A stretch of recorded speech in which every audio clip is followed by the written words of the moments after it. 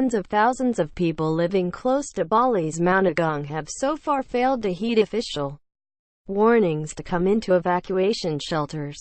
Bali's evacuation shelters should be full 48 hours after authorities extended a no-go zone around the volcano. Officials said up to 150,000 people should leave their homes in anticipation of stronger eruptions.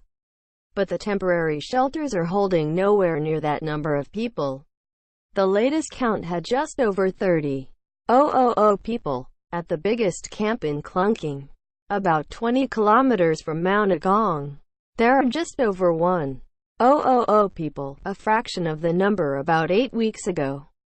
Some of its residents were here in September and then moved home. They returned in a rush earlier this week when Mt Agung began erupting.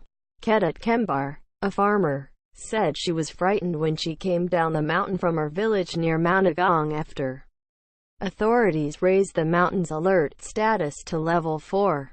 I was panicked. I only have one motorbike and I have many family members that needed evacuating. I was panicking and confused, she said. She said she was pleased that something appeared to be happening on Mt Agung. I feel relieved because what we have been waiting for has finally arrived.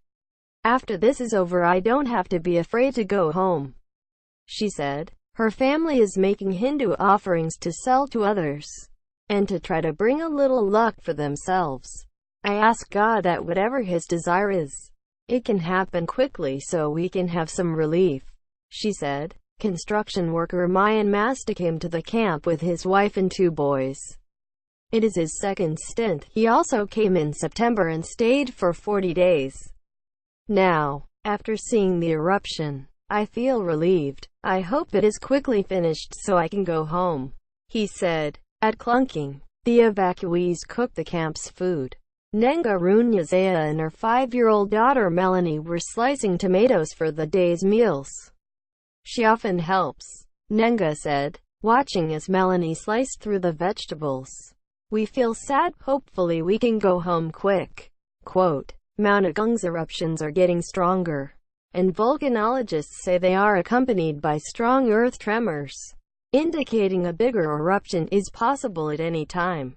Late on Tuesday afternoon, a 30-minute string of consistent tremors suggested something was brewing, and volcanologists told non